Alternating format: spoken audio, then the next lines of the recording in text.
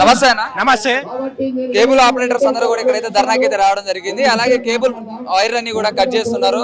చాలా వరకు కూడా కట్ చేశారు. వాళ్ళ జీవనాధారం ఇక్కడ పనిచేసే వాళ్ళందరూ కూడా జీవనాధారం కూడా సగానికి సగం మందికి కోల్పోయారని కూడా చెప్తున్నారు. ఇలాగే మీరు గవర్నమెంట్ ని కూడా తెలుసుకున్నారు, అలాగే కస్టమర్స్ కి ఏం సమాధానం చెప్పదలుచుకున్నారు?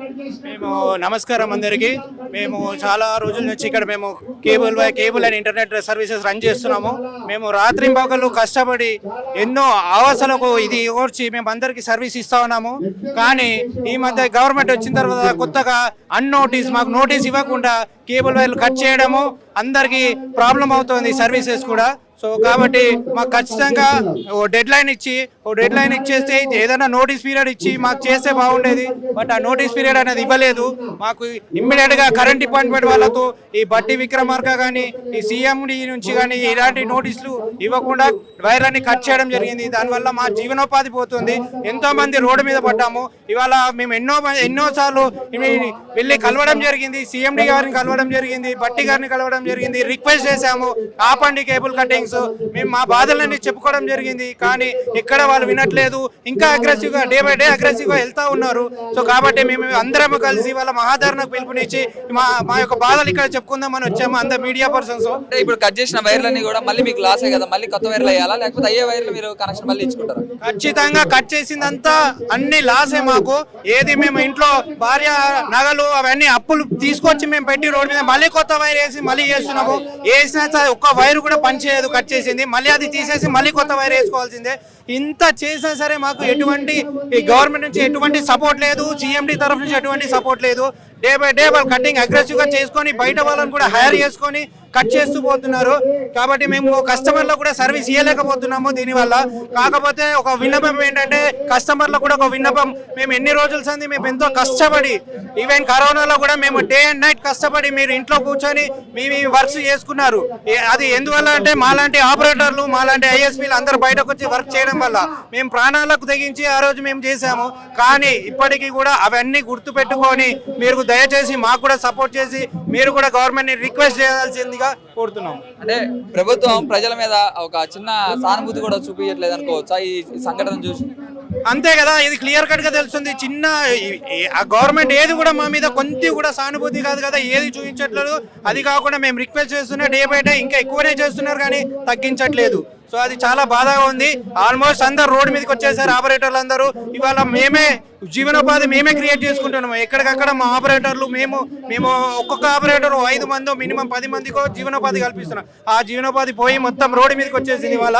కాబట్టి ఈ గవర్నమెంట్ కి మా రిక్వెస్ట్ ఇప్పుడు కూడా రిక్వెస్ట్ చేస్తూ ఉన్నాము.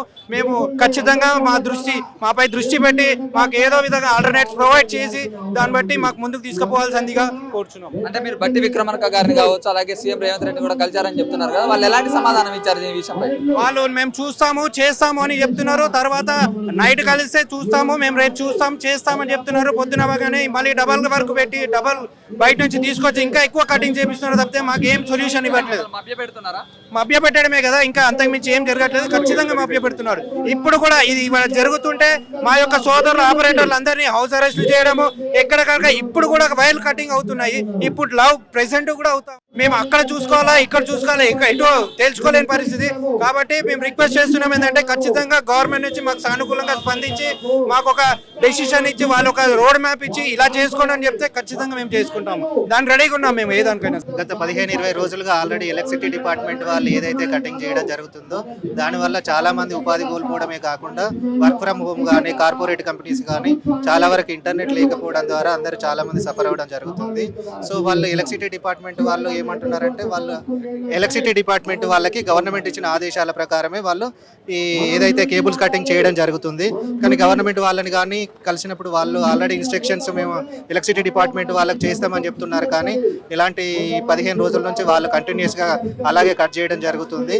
కాకపోతే వాళ్ళు మాకు ఎలాంటి సమయం కూడా ఇవ్వకుండా ఎయిట్ టైము వాళ్ళు కటింగ్స్ అనేది కేబుల్ కటింగ్స్ అనేది స్టార్ట్ చేయడం జరుగుతుంది.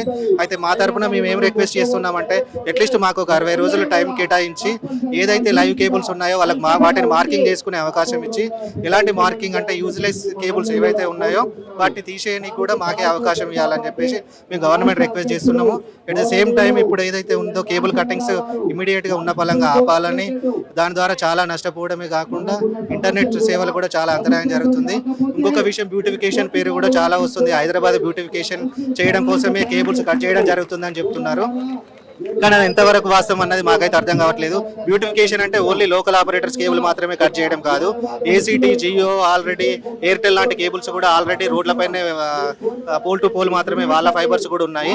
మరి వాళ్ళ కేబుల్స్ పై ఎలాంటి ఎఫెక్ట్ చూపకుండా ఓన్లీ లోకల్లో ఉన్న కేబుల్ మరియు ఇంటర్నెట్ ఆపరేటర్స్ మాత్రమే కేబుల్స్ కట్ చేయడం అనేది ఇది మేము సహించలేని విషయం. ఇది మీరు బ్యూటిఫికేషన్ తోటి చేస్తే కంప్లీట్ మాకు ఇన్ఫ్రాస్ట్రక్చర్ ప్రొవైడ్ చేసి ఏదైతే స్మార్ట్ సిటీ లాంటి సిటీస్లలో underground ducts cables ducts arrange చేసేసి వాళ్ళ కేబుల్స్ ఎస్టాబ్లిష్ చేసుకునే అవకాశం ఇస్తారు. బట్ ఇక్కడ ఎలాంటి రిసోర్స్ ఏమి ఇవ్వకుండా ఎట్ ఏ టైం ప్రతి పోల్ను కట్ చేసుకుంటూ వెళ్తే ఇంకా మాకు ధర్నా తప్ప వేరే సోర్స్ ఏం లేదు. అట్లీస్ట్ అయినా వాళ్ళు మా బాధలు అర్థం చేసుకుంటారని చెప్పేసి మేము ఆశిస్తున్నాం. కొంత హెవీ స్తంభాల మీద కావచ్చు, హెవీ వైర్లు కనపడటం వల్ల అది వాటిని కరెంట్ వైర్లకు కూడా దెబ్బ తగిలి ఒక ఆయన కూడా చనిపోయాడు అని చెప్పి కూడా ఇవన్నీ చేశారని కూడా చెప్తున్నారు. ఒకటేమో బ్యూటిఫికేషన్ అని చెప్తున్నారు, ఒకటి ఈ సమస్య అని చెప్తున్నారు. దానికి మీరేం చెప్తారు? ప్రభుత్వానికి ఒకటే విజ్ఞప్తి ఏంటంటే ఈ రోజు కట్ చేస్తున్నారు, మళ్ళీ నెక్స్ట్ డే చేసుకుంటున్నారు. వాళ్ళు అప్పులు చేసి ఎక్కడ చేసుకొని ఇన్వెస్ట్ చేస్తున్నారు, కట్ చేస్తున్నారు, మళ్ళీ నెక్స్ట్ డే కట్ చేస్తున్నారు, మళ్ళీ వేస్తారు, మళ్ళీ కట్ చేస్తారు. ఏంది విజ్ఞప్తి అంటే వాళ్ళు వచ్చి చర్చలు చేసేసి మీరు అడ్వైజ్ చేసి పోల్ హైట్ గ్రౌండ్ లెవెల్ నుంచి ఎంత హైట్ ఉండాలి, ఈ ఓవర్ హ్యాంగింగ్ ఉండొద్దు అని ఒక అడ్వైజ్ చేస్తే ఆ ఇన్స్ట్రక్షన్ ప్రకారం ఆపరేటర్స్ అందరు ఫాలో అవుతారు. అది కరెక్ట్ ఉంటుంది. ఏంటంటే ఆపరేటర్స్ అందరు ఎవ్రీడే ఇన్వెస్ట్ చేస్తున్నారు. అది ఎంత వృధా అవుతుందంటే డబ్బు పాపం వాళ్ళు అప్పులు చేసుకొని టెన్షన్తో ఆ ప్రాబ్లం అది ఆపండి. ఆపితే ఏం చేయాలనేది ఒక కంక్లూజన్ వస్తుంది. దాని ప్రకారం చేస్తే బాగుంటుంది. ఏంటంటే ఆపరేటర్ చాలా నష్టపోతున్నారు, చాలా అంటే చాలా అప్పులు చేస్తున్నారు, టెన్షన్ కొందరు వదిలేసేస్తున్నారు. సో అది ఒకటి ప్రభుత్వం విజ్ఞప్తి ఏంటంటే ఆపండి, ఏం చేయాలో చెప్పండి, చేద్దాం. అంటే చెప్తారని మీకు ఒక నమ్మకం ఉందా? అంటే మళ్ళీ మీరు కనెక్షన్ పెట్టుకోవచ్చు అని ఆ నమ్మకంతోనే ఉన్నాం, ఇంకా ఉన్నాం. ఇక అది ఒక ఓకే వరకే ఉంటుంది. తర్వాత ఏం చేయాలనేది మేము కమిటీ అంతా కూర్చొని మార్చుకొని ఫర్దర్గా ఏం చేయాలని అది చేస్తారు. ఇక లాస్ట్ ఓకే ఉన్నంత వరకు తిగదాకా చూసుకోవద్దు.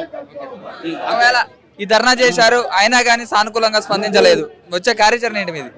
ఈ కార్యాచరణ అంటే కమిటీ ఉన్నది, వాళ్ళందరూ కలిసి ఒక డిసిషన్కి వచ్చి సో ఫైనల్గా దానికి కమిటీ అంతా తెలియజేస్తుంది ఏం చేయాలనేది.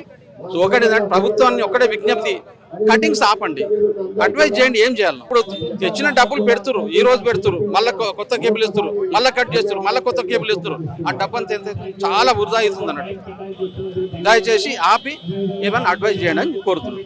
తెలంగాణ గవర్నమెంట్ లో మళ్ళీ ఇది మంచిగా అయ్యే పరిస్థితి ఉంది అని అనుకోవచ్చా? కేబుల్స్ అన్ని కూడా అయితే జరిగే పరిస్థితి కావాలని కోరుకుంటున్నాము.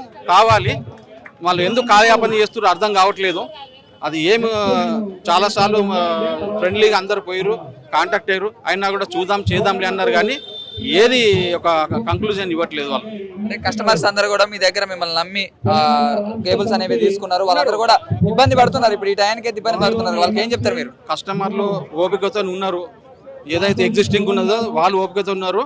వాళ్ళు కొన్ని కనెక్షన్స్ అనేది షిఫ్ట్ అవుతున్నాయి. ఎందుకంటే వాళ్ళకున్న అర్జెన్సీని బట్టి, ఎడ్యుకేషన్ కానీ ఏమైనా వాళ్ళకు ఉన్న పిల్లల ఎగ్జామ్స్ కానీ ఏదైనా కానీ ఎమర్జెన్సీ ఉంటే ఏం చేస్తారు, వాళ్ళు ఆగలేరు కదా. ఆల్టర్నేట్గా ఇంకో దగ్గరికి వెళ్ళడం జరుగుతుంది. కానీ కొందరు పర్మనెంట్ కస్టమర్ అనేది మనతోనే ఉన్నారు. కానీ అది కూడా ఒక లిమిట్ వరకే ఉంటుంది. ఏదో ఒక రోజు వాళ్ళు కూడా పోయే ఛాన్సెస్ ఉంటాయి. షేర్ చేయండి, లైక్ చేయండి, సబ్స్క్రైబ్ చేయండి. మరిన్ని వీడియోల కోసం బెల్ సింబల్ పై క్లిక్ చేయండి.